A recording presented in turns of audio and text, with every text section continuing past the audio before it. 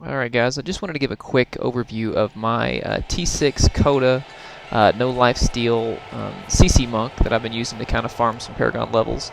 The build relies basically on Blinding Light and Cyclone Strike as well as Exploding Palm. But the cornerstone of this build is the Mantra Conviction Disheartening with the 60% movement speed slowing. You basically put all trash mobs on lockdown. You'll see here as we jump into COTA a little bit of how the build plays. You can see already once the mantra hits, everybody is slowed. Gives you plenty of time to blind stun or whatever you want to do to them. You know, and the rest of the build plays like your standard, you know, blinding bells build. It also kind of draws from Druin's Exploding Palm, D3 vanilla farming build. You know, using the Strong Spirit EP to kind of regain spirit as you move between packs. But it's a pretty safe build. I'm able to farm T6 without Lifesteal, you know, pretty easily. It is a little difficult when if you encounter an elite pack that has a lot of ground effects. But it's fairly comparable to my Rend Barb, who uses a Lifesteal Scorn. It's not quite as fast, but I think probably with practice you can get close to 2 billion EXP per hour. So I'm going to show you some of the skills here and stats. You can see my build right now has about 300k DPS, 1.8 million toughness, a lot of resistance, stacked a bunch of diamond gems, and the most important thing is in this build is life per kill. Although you can use life per hit, you can use life per spirit spent. I think any of them will work about as well as the other. I'll go through some of my gear. Standard 6 CC Mimpo, crafted chest with all res, found Inya's belt. That's the 2.0 belt. Old school Inya's, crafted amulet. Some extra DPS from some strong arm bracers, triggered by the knockback effect, and then your standard Nats combo, EHP, you know, ring, some trifecta EHP gloves, 7 sins. And I used, this is the Hallowed Storm that I crafted. It has Dex and Vite on it, as well as a socket, my Echoing Fury with crit. A socket. These are some of my older weapons that also work for the build that has nothing on it. And this Hallowed Hand that I use actually has life on hit, which works pretty well with the build as well. What we can now do is we can look at some of the Paragon points in my distribution and how I use them. Now obviously I'm Paragon level 306, so I have a little bit to play with. I usually put a couple in movement speed and then max dex, max crit chance and attack speed. This is a little tricky. I've played around with both, but I think the most efficient thing is actually to max all res and then put rest into life regen. Area damage is huge in this build because of the AoE effect of the Wave of Light, so you're going to want to max that if you can, and then I just dump the rest into life on hit, although resource cost reduction is probably reasonable as well. Going through the skills, we use Deadly Reach, Strike from Beyond because of the two reasons: because of the CC, the knockup effect also triggers the strong arm bracers, and then you know, it's a spirit regenerator. Crippling Wave, Rising Tide is also another option, but since it doesn't have the CC effect, you kind of forego that. Quicksilver I think is the best rune to use in this, although Way of the Falling Star and Flying Sidekick are other options.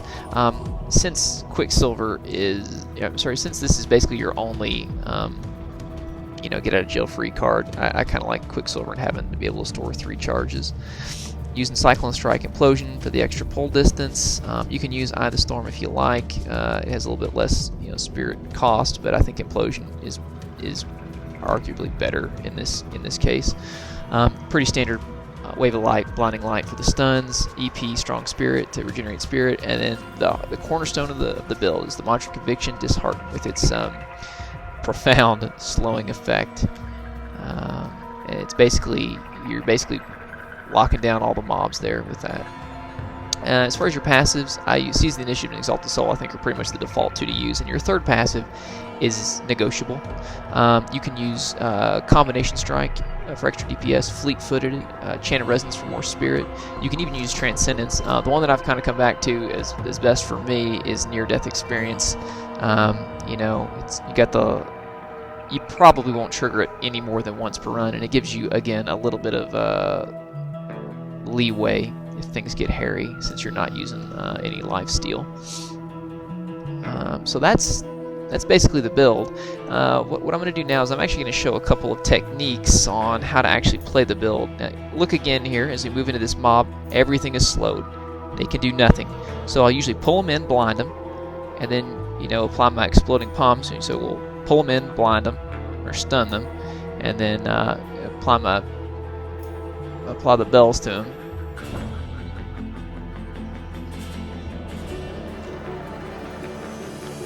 That's pretty much it, you know. Now this is a technique on how to skip elites. You stun them and skip past them. That's what you want to do every time. You don't want to just skip past them because they'll chase you. So now you have the rest of your time to do, you know, to deal with the trash mobs. But they're stunned for 4 seconds. You've dashed on. You'll see as we skip past them again here. I'm gonna pull on the little trash mob here, get them. Now this is a little different because you have the staircase here. The mobs will take a while to, the elites will take a while to get down the staircase, so you can kind of just dash past them, and they shouldn't bother you too much. It's kind of nice having that little environmental obstacle in the level. You know, and by the time they get down there, you're done. You just kind of skip around them. Sometimes you can hop all the way up, but if your dashing strike is on cooldown, just stun for a minute, get out. That's pretty much it. The build is not very gear specific. You can actually use Scorn. This is a two-hander. It's a life after kill. Scorn. It's got 4.8k life after kill. You can see it works about the same. You got to be careful. Sometimes you'll actually kill the mobs before you can apply Exploding Palm to all of them. You can see there, it's not really much of an issue. Pull them in. Do the same thing. I don't like using the two-hander because I think the spirit regeneration is a little slower. I'm going to skip the elite up there and just kind of come down here, hit the pool.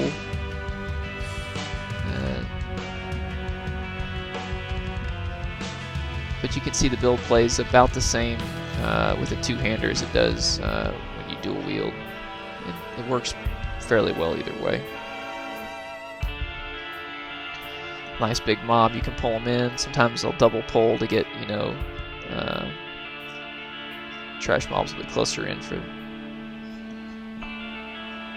and then you just dash out.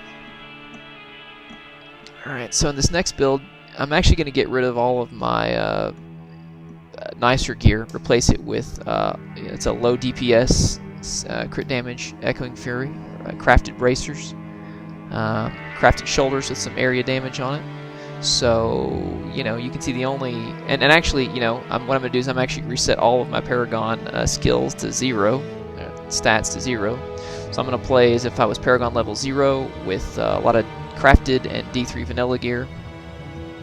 Just to show you that the build is not necessarily, you know, gear dependent. You don't need elite gear to get this done. It won't be as fast, obviously, but it'll still work. You'll just have to drop a lot more bells first to kind of whittle down the mob's HP before you apply your Exploding Palms. But there you go. I mean, it's working. That's T6 COTA farming with no Lifesteal.